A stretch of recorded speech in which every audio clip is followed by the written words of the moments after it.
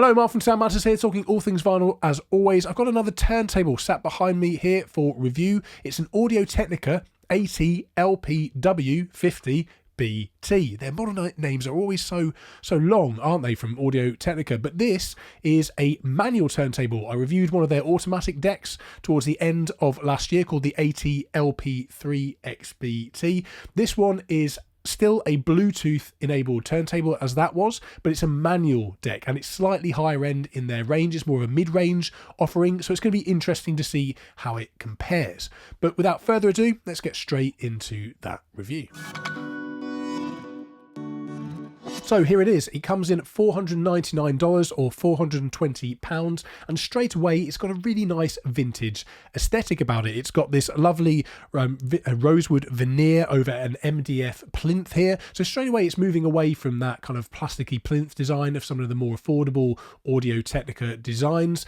It also has a carbon fiber tonearm, which again gives it more of a premium feel about it. I just like the vintage aesthetic about it. There's something about the rosewood with the aluminium platter here that it has. Now the aluminium platter, aluminum platter as you would say in the US, doesn't have any TPE damping, which I would have liked to have seen at this price, particularly given that the Fluence RT81 Plus that I recently reviewed does have damping in that area, so I would have liked to have seen that, but it's no major great big deal. The rubber mat is pretty good at dampening some of that resonance anyway. It is a Bluetooth turntable and also has a built-in phono preamp, so you can either choose to go wired or wireless with this turntable, and of course you can defeat the built-in phono preamp as well and use an external phono preamp for an upgrade in sound quality. Of course, this is all fairly typical stuff, but good for you to know. Other features worth mentioning before we move forward are the fact that you can easily adjust the speed using a dial here, so between 33 and 45 RPM. No need to manually move the drive belt yourself, as in some other models on the market. The feet are also height adjustable, so you can easily level this turntable, something that actually many models do not include, and then you have to mess around to get the turntable level using, I don't know, beer mats or coins or whatever you've got lying around to try and get it on an even keel and level playing surface so that it doesn't affect the tracking. Also included is a black version of the Audio-Technica AT-VM95E, which is this little cartridge here. That was also featured, but not the black version, the standard green stylus version on the Fluence RT81 Plus that I reviewed. This is the same cartridge and stylus. It's an elliptical stylus. It's a black finish to, I guess, just keep it more in keeping with this particular model. Lastly, the motor has active speed stabilization, so we should see some nice stable speeds with this particular unit, and you will need to set up the counterweight and the anti-skate setting yourself, of course, when you unbox the turntable for the first time. If you're new to records and playing vinyl and turntables and all that side of things, please don't be intimidated by this. You can follow the instructions provided by Audio-Technica, which are really good, or you can follow my step-by-step video, which I'll link in the top corner and in the description of this video. So don't be intimidated by that. It's really easy to set up, and being able to adjust these settings will give you more control and the ability to perhaps upgrade to other cartridges further down the line. The Bluetooth control is located here, by the way, and of course you've got your Q lever for raising and lowering the tone arm nice and smoothly. This actually operates really nice and smooth. I was quite impressed with that overall when I've used the turntable. Just a quick look at the back view as well, just so you can see what's going on here. Interestingly, many other turntables don't have this, but this has a on and off switch, so if you did want to completely turn the unit off, you can actually do so. Many of them it starts spinning when you start the motor, so that's slightly different compared to a lot of models I've seen as well. And lastly, I think this is the last thing to mention really, is just the fact that it's got a detachable head shell. So obviously this just makes it easier for you to pop on or off new cartridges if you want to. Perhaps you want to put one on that's maybe mono specific. Whatever you might want to do, have a little play around with that, see whether you like a different cartridge with particular types of records or style of music. This just makes swapping one for the other much easier than it does when you have a single piece tone arm. Before we move on to how the turntable sounds and performs, I just want to share with you some of my overall first impressions about how the unit feels, the build quality of the overall unit. So my first impressions are really good after the initial setup, very positive impressions indeed. The LPW50BT feels very sturdy, well built, and is a real joy to operate. The tonearm feels very silky, smooth and resistance free, while the hydraulically damped Q lever is also impressively smooth. I'm also pleased to say that the speed control knob feels very high quality and is a big step up from the slightly flimsy buttons that I encountered on the Audio-Technica LP3XBT model.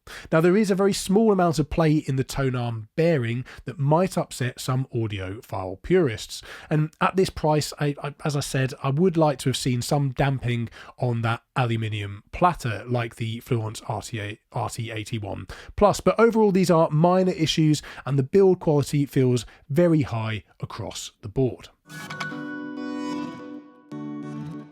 But how does the AT-LPW50 sound? Well, it has a very pleasing and balanced sound overall, such is the sonic characteristic of the VM95 cartridge, which I've tried on a number of turntables now in my reviews, and I've developed a really deep respect for how capable this cartridge is, yet very affordable at the same time. As I say, this is a black edition of the VM95E cartridge, which is the elliptical stylus version. The LPW50BT immediately benefits from the authoritative low end and balanced high frequencies of this VM95 cartridge. Audiophile cartridges are another popular pre-fitted option on new turntables, which to my ears have a considerably more forward upper mid-range and a zestier high frequency sort of sound signature overall. If getting a little bit more that high frequency sizzle sounds appealing to you, then you may consider looking into the many stylus upgrade options for the VM95 ecosystem. You can easily pop off the supplied elliptical stylus and replace it for either a nude elliptical, a micro linear, or even a Shibata stylus without having to fit a new cartridge. Simply purchase the new stylus and slot it on, and doing so may extract more detail from your records, particularly in those higher frequencies. The internal phono preamp sounds, as these things often do, perfectly adequate, and if this was my first step into the vinyl hobby, I would be perfectly content with the internal phono stage to get me up and running. The sound has plenty of detail and a good amount of confident delivery. Nothing stands out as too harsh or muddy, and the overall delivery is energetic and dynamic, considering this is a turntable of this level and we're at the moment just using the built-in preamp. The Bluetooth connection took me a few attempts to successfully sync with my Project Stereobox DS2 integrated amplifier, but when I did hook it up, you'd be hard pressed to tell the difference between the wired and the wireless connection. I also tested the Bluetooth connection with my Shure Aonic 50 wireless headphones, which are superb for late night listening sessions so as not to disturb the neighbours or my kids. I had to disable all other Bluetooth devices in the room to establish a connection. Overall, the LPW50 does seem to be harder to connect compared with the Audio-Technica LP3XBT model, the previously mentioned automatic turntable. Your experience may vary though, depending on the Bluetooth devices that you have. Just for a bit of fun, I hooked up the LPW50 to a couple of my external phono preamps, including the Michael Fiddler Spartan 15 and the Moon 110 LP. The resulting performance upgrade demonstrates just how much difference a good external phono preamp can make. The stereo width widens and the overall soundstage opens up, making it much easier to hear and place individual instruments. The sound becomes more lively and dynamic with a greater sense of depth and detail. Such improvements are fairly typical with even modest external phono preamps, and while I thought the built-in phono stage sounded pretty good, it's well worth upgrading when the funds permit. I went on to spin a 20th anniversary copy of the White Stripes Elephant, and the LPW50BT does a great job of presenting the raw intensity of the simple but powerful drums and the driving guitar riffs.